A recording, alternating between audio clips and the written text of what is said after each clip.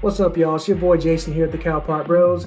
Come let you guys know that the date for the anniversary episode has been set, and it's going to be Thursday, April the 21st, episode 53.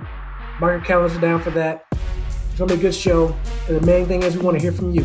So make sure you continue to send us your messages via cowpotbros.com, the message button there, cowpotbros@gmail.com, 405-877-BROS, or just hit us up on social media and let us know what you thought about the first year of the Cowpot Bros, what you liked, didn't like, favorite moments, favorite segments, what have you. Make sure you get those to us by Thursday, April the 14th, the week before. So make sure we have it in time to get it in for the show, okay?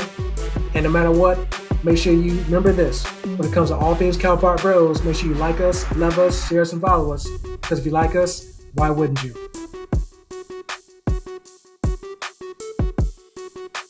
Welcome to the Cowpot Bros podcast. I'm your host, Terrence, and with me is my co-host, Jason, calling in from the back cave in Indianapolis. Jason, how are you, my good man? Hey, man, I'm doing pretty good. Hey, I had a very good day, a long day, but good no matter what. So doing this with you tonight is the icing on the cake, bro. I'm ready to get into it. Fantastic. Thank you for listening. This is episode 48 of the Cowpot Bros podcast. For the uninitiated, Cowpot Bros is the podcast to hear. We are a weekly podcast for fans of culture, current events, sports, life, and entertainment. And as always, we are your hosts, Terrence and Jason, and every single Thursday we come to you with a brand new episode where we discuss the current events of the day, sports, and the athletes we love. And even some of the athletes we loathe. No matter the topic, you can expect a brutally honest and fun exchange of snark while learning through the lens of our 30 years of friendship that originated in Calumet Park, Illinois. And folks, for more Cowpot Bros content, make sure you connect with us on Facebook, Instagram, Twitter, YouTube, and TikTok under the handle Cowpot Bros or Cowpot Bros Podcast for more behind the scenes of the show and just to engage with us every single day.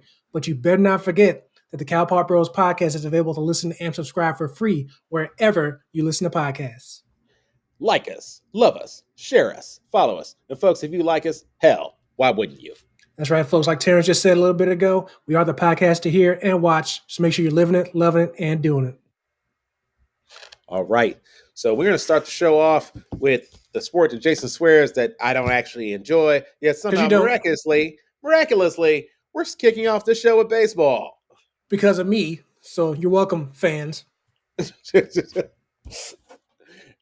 not even really because of Jason. It's because baseball narrowly avoided a fucking disaster. And I'm referencing an article from CBSSports.com by RJ Anderson. MLB Lockout ends as the players' union and the owners reach a collective bargaining agreement. 5 takeaways with baseball set to return. First off, sport lockouts fucking suck. They do. The fan gets screwed over. And ultimately, I'll never begrudge any group of laborers for fighting for better working conditions, even if it happens to be on a baseball diamond where millions of dollars are being earned. Especially since the owners locked the players out. The owners didn't strike. The players didn't strike. The owners just decided, yeah, we're just going to just start turning all this shit off. You know, literally turning Major League Baseball images into like noob Saibot from Mortal Kombat. You couldn't see any of that stuff, right? So they were doing all sorts of crazy stuff. But the article continues. The union voted to approve a new proposal by a 26-12 margin for this new agreement to pass, but it's notable that 8 members of the executive subcommittee all voted no. The owners ratified the new 5-year CBA on Thursday night, voting 30-0 in favor.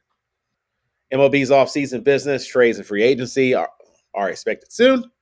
Players will report to spring training in the coming days, and MLB teams are set to play a full 162-game season in 2022. Opening day is April 7th, per CBS Sports HQ, Jim Bowden.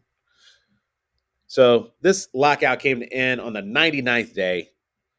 And the article just says, yeah, the owners kicked this drama off. And I didn't know this, Jason. I don't know if you knew this either. According to this article, the owners waited more than 6 weeks to make their first proposal. So you had a month and a half basically where there wasn't even any discussions at all. Um, some high notes here. The minimum salary for your major league professional baseball player, 700,000 now, and it'll be at 780 in the final year of the collective bargaining agreement. And so the scenic route, yeah, that it seems like they literally took the scenic route. Like this feels a lot like this could have been avoided. This lockout could have been avoided. Would you agree with that, Jason? Well, I mean, of course, you can say that about any work stoppage for any sport. It could have been avoided because basically, even though we might call it either a strike if it was started by the players or if it's a lockout started by owners, it's still a labor dispute, right? Which is going to happen. Disputes happen all the time.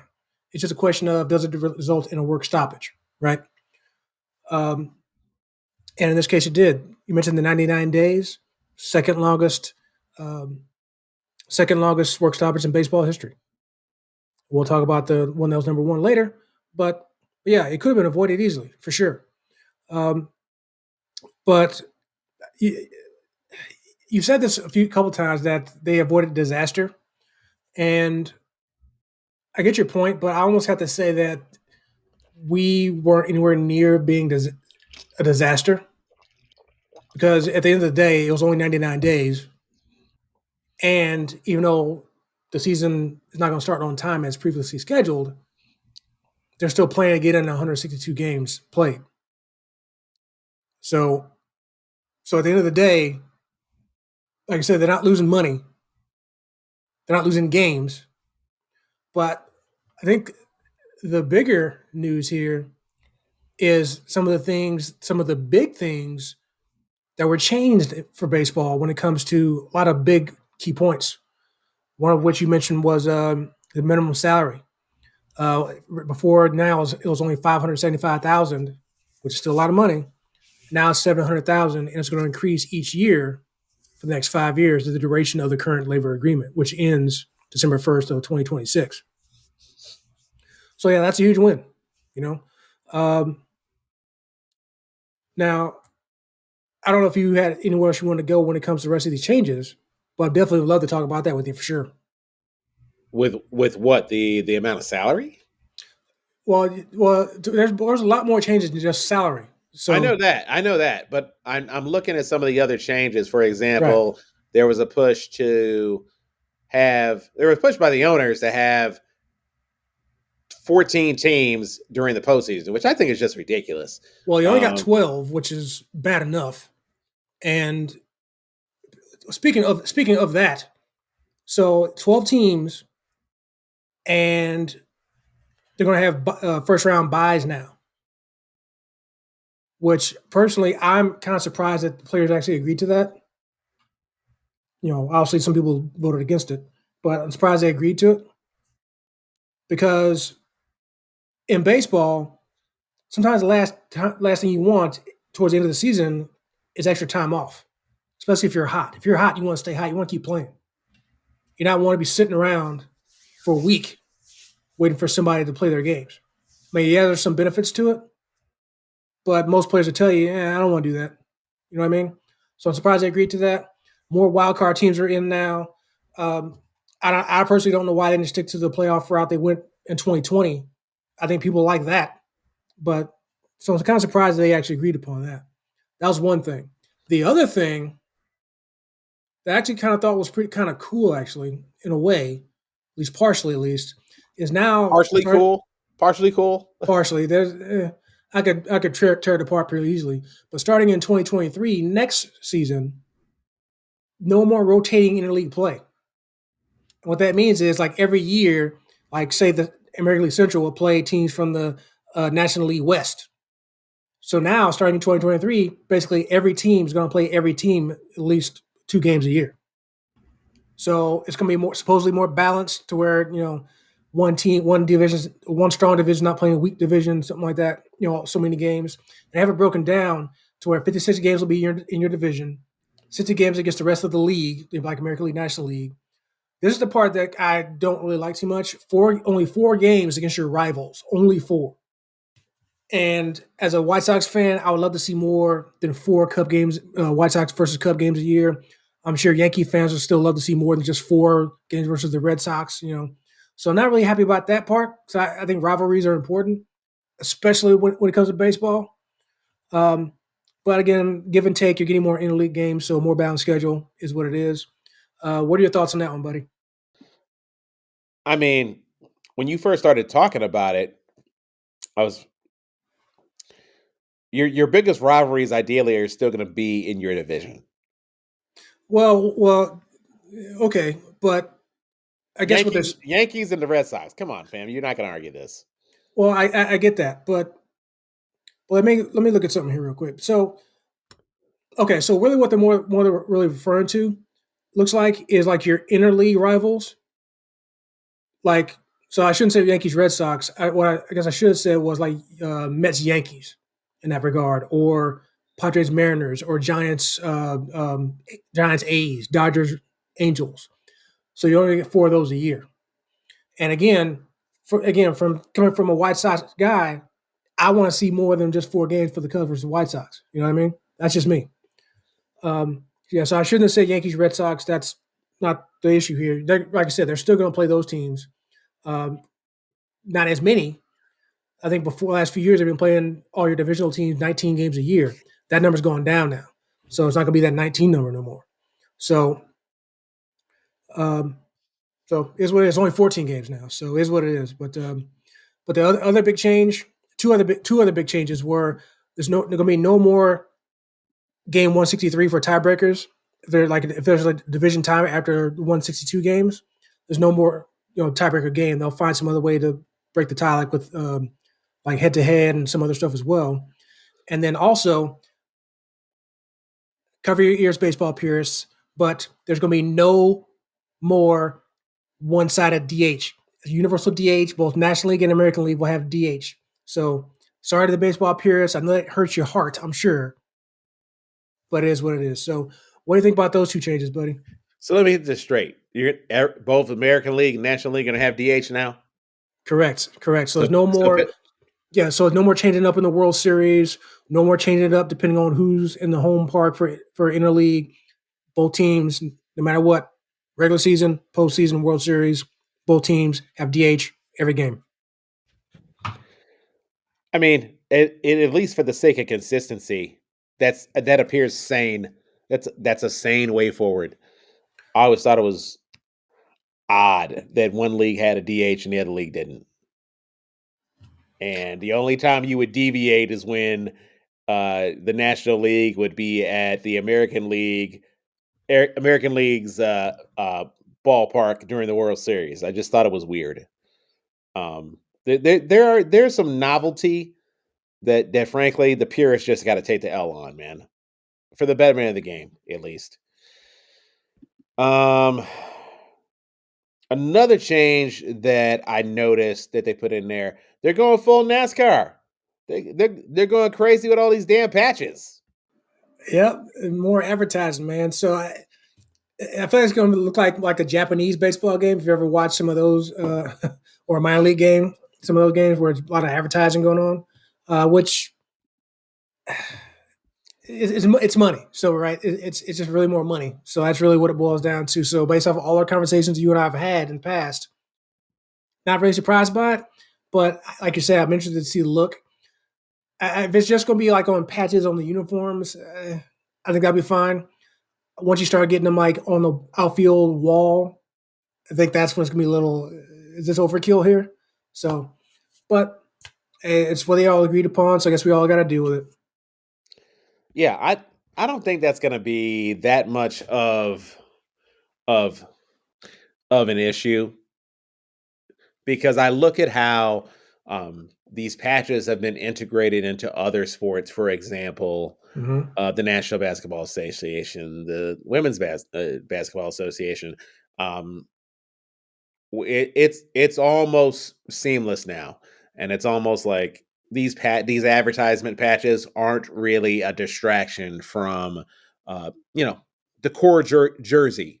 So I don't think that's going to be an issue. I think baseball will integrate those with with minimal minimal irritants on my in my part as the casual fan would observe.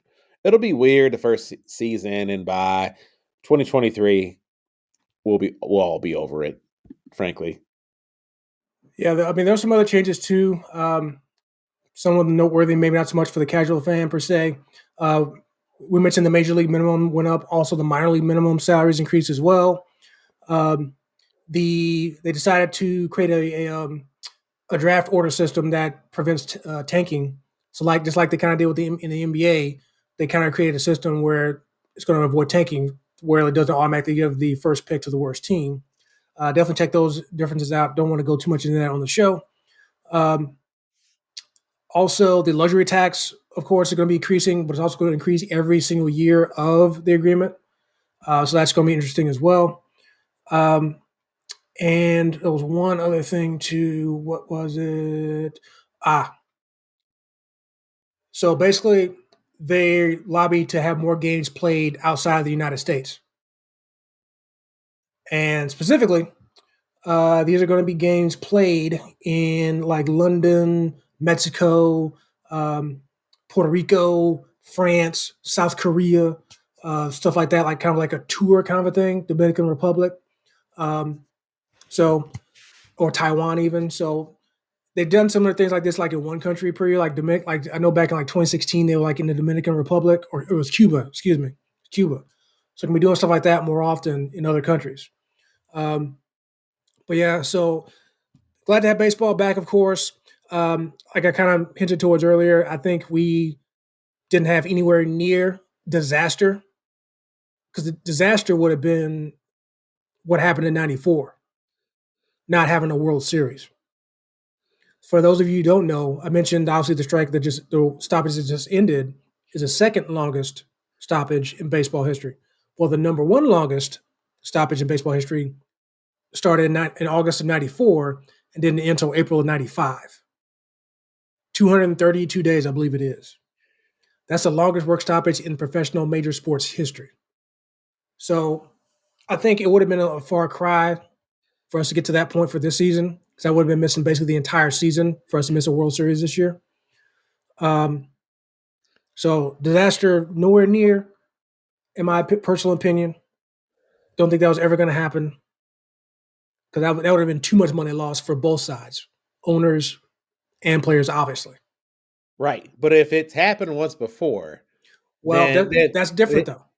what? No, no, no. Let me finish. If it's happened once before, if you couldn't get the players union and the owners to agree, um, previously, and they basically said, "Screw it, we'll go to war over it," then that means that it's possible to happen again. Okay, but what I'm saying is, as far as missing the World Series, okay, from the money side of things in that 94, 95, oh, excuse me, the 94 season, like I said, that strike didn't happen until August 12th. So essentially, the players got paid from all that time, let's say April 1st of 94 to August 12th of 94. So they got paid all that time. Yes, they missed September. Yes, they missed October from the postseason. They didn't miss nothing really of the 95 season, really. So they didn't really miss out on that much money. The disaster part is not having the World Series. So fast forward now, whatever number of years later, almost 30 years. Yeah. We see how far into the season this actually got, right? The money is going to be hard pressed to get lost on the other side, because nobody wants to lose any money. TV deals are too expensive to be losing out on, right? So, yeah, 99 days is a long time. I get that. But in the grand scheme of things, it's only 99 days. And they're still getting all the games in. So, They almost had 99 bottles of beer on the wall, or 99 bottles of labor disputes on the wall. And yeah, frankly, it's a little too close to comfort for me. That's why I brought up the whole part about, damn, y'all really didn't even come up with a good faith recommendation for what the hell y'all wanted. 6 weeks. That's why I brought that up, because to me, you're wasting time. Why well, you out here? Why you out here bullshitting, man? well, that could Not be used. you, Well, yeah. specifically the owners. Well, that could have been like a negotiation tactic. Because, like I said, for the first 6 weeks, keep in mind, it's starting back in December, right? So if that 6 weeks period started in December, all that is rolling into January, right? So at that point, again, nothing's really being missed at that point. So from the owner's perspective, because financially they're being hurt less than the players are, because the owners, say the owner of the White Sox, Reinsdorf, the White Sox is a small portion of his finances, right? He's still making money from all his other stuff. Whereas you're the players, guess what? Most players, your only income is playing baseball.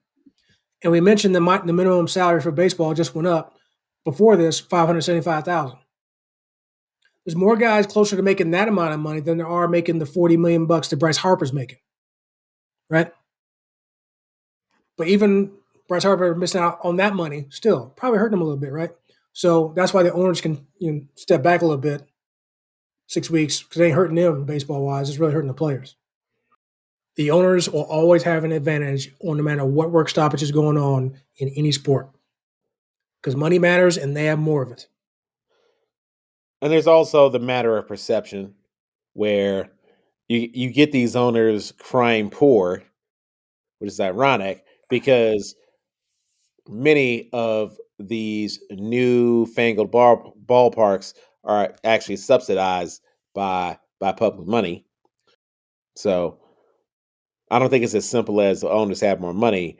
But it's also me not saying that that doesn't matter. I think there's more nuance involved in that when it comes to matters of perception, especially with the public's like, hey man, I just want to enjoy something when I'm not at work or while I'm at work. On shout out to the radio, and yeah, I think that will play into any labor dispute in the worldwide of sports. Facts. Right. That concludes our first segment on the Major League Baseball agreement. Coming up next, we're talking about Kim Kardashian and how badly she pissed off a lot of people earlier this week. Coming up next on Cal Park Bros.